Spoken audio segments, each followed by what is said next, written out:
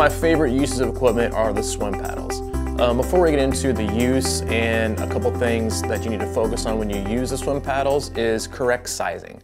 And oftentimes, incredibly common with us guys that we think we're big and strong, and so we choose these really, really large paddles. I prefer to use stroke maker paddles. I feel like they're the best ones out there for triathletes. And these are a 1, and they have below that a 0.5 and a 0. But oftentimes I'll see lots and lots of athletes, especially guys, with paddles bigger than this. What you really want is you want a paddle that's more the size of your hand. I use these very, very rarely, and I have a very efficient and strong stroke. I've been doing this for a very long time. So what you want is you want a paddle that's more the size of your hand.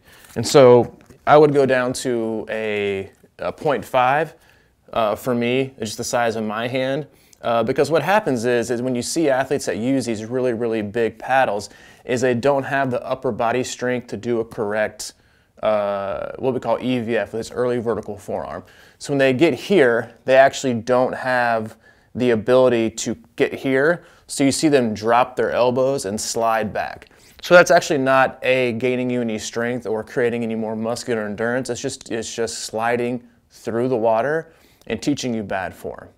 The other thing that you see a lot is when you get paddles, you'll see the opportunity and the option for a wrist cord here and here. A lot of 95% of athletes probably do this. And then you have obviously the thumb here. The reason I like to take off the wrist cord is because it acts as kind of a safety mechanism to make sure that you are actually doing a correct stroke. What I mean by that is when you see a lot of athletes entering the water like this. Their hand is up or their hand is here. Well, the way that you need to enter the water in order to go into an efficient and early vertical form is you need to enter like this. So what happens is you actually have no wrist cord. If you mess up and you enter like this and you shove the water down, well, guess what? The paddle comes off.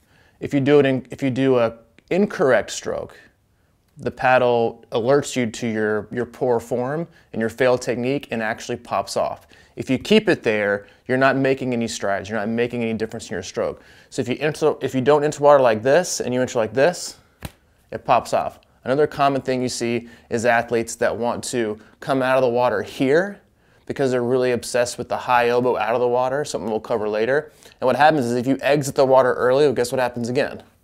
Water comes in and pops off. What you really want is to get to here and finish back, keeping that paddle in place the entire time. So make sure you have the right size paddles, most importantly, and then let go of the wrist cord so you can actually begin to improve your stroke, and then it'll tell you basically when you fail to do the stroke correctly. It's by far the cheapest and most valuable piece of equipment you can use in swimming.